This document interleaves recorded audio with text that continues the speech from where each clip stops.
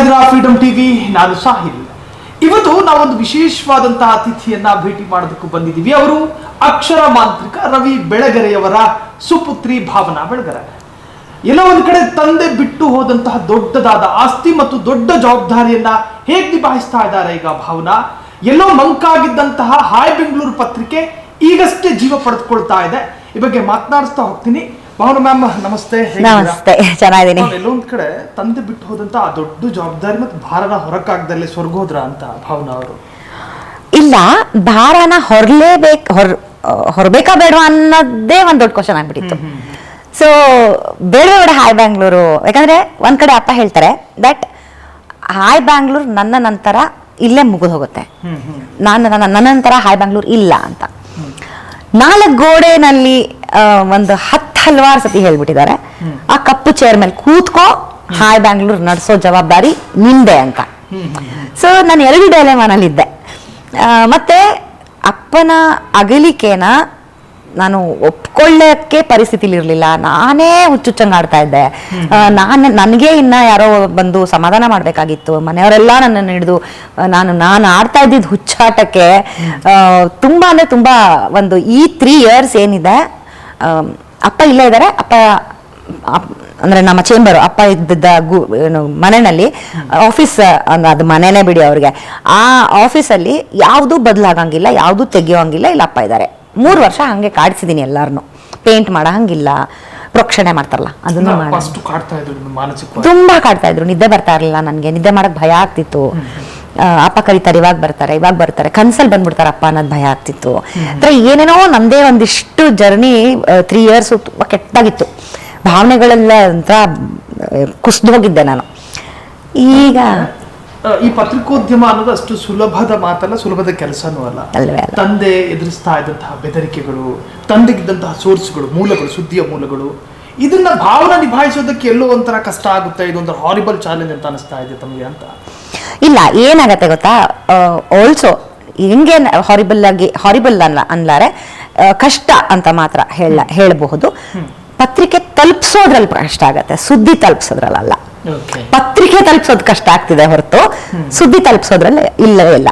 ಒಂದು ಪತ್ರಿಕೋದ್ಯಮದಲ್ಲಿ ಇದ್ದೀನಿ, ಅಪ್ಪ ನನಗೊಂದಿಷ್ಟು ಹೇಳು ಕೊಟ್ಟಿದ್ದಾರೆ, ಕಾಂಟ್ಯಾಕ್ಟ್ಸು ನನಗೆ ಇದೆ.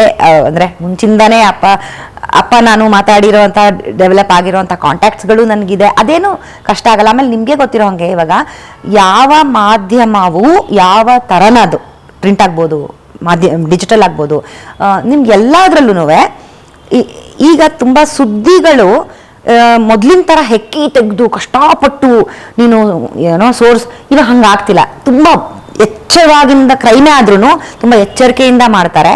ಎಚ್ಚರಿಕೆಯಿಂದ ಮಾಡೋರು ಅಷ್ಟೇ ಬೇಗ ಸಿಕ್ಕು ಹಾಕೊಂಡದ್ದು ತುಂಬ ಬೇಗ ವೈರಲ್ಲು ಆಗ್ಬಿಡತ್ತೆ.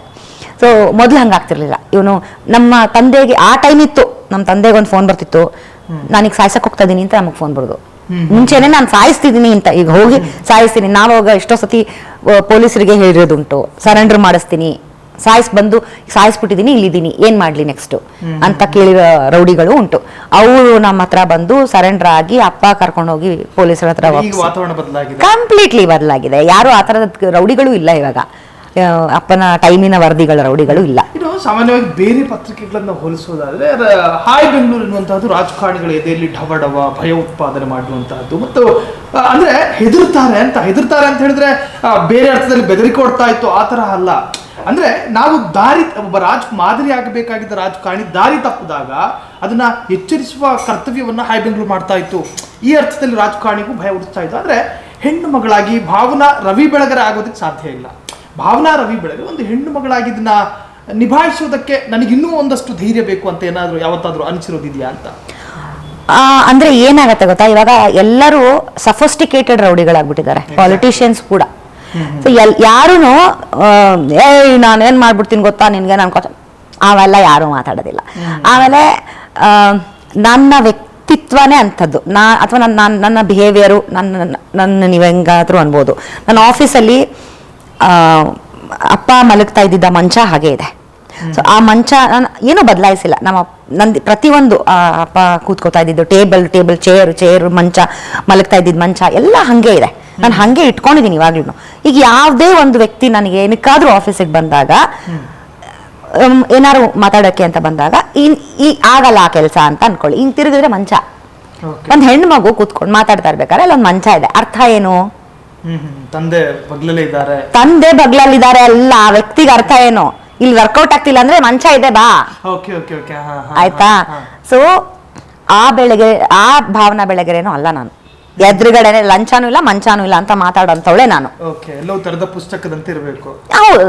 ಆಮೇಲೆ ಯಾಕೆ ಬೇಕು ನನಗೆ ಆ ನೆಸೆಸಿಟಿ ಇಲ್ಲ. ನನಗೆ ಎರಡೆರಡು ಮುಖಗಳಿಲ್ಲ, ಎರಡೆರಡು ತರ ಬದುಕು ಗೊತ್ತಿಲ್ಲ ನನಗೆ. ನಾನು ನನಗೆ ಯಾಕೆ ಭಯ ಪಡ್ಬೇಕು? ನಾನು ಯಾರಿಗಾದ್ರೂ ಯಾಕೆ ಭಯ ಪಡ್ಬೇಕು? ಆಮೇಲೆ ತಪ್ಪು ಮಾಡ್ತಿದ್ದೀನಾ ಭಯ ಪಡಕ್ಕೆ ಇಲ್ವಲ್ಲ.